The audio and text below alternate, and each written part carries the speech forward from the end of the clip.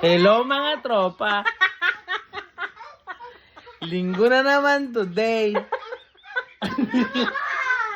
At ito ay parang another Sunday na naman. At kami ay palabas ngayon. Pupunta kami sa church. Wala pa din itong medyas. Kasi kakagising lang din niya. So ganito na din ang mga punto ng mga nagsisipag-vlog. At tawang-tawa naman din to. Yung mami namin.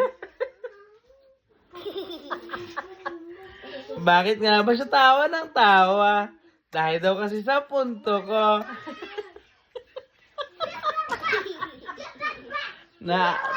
Na para kasing vlogger.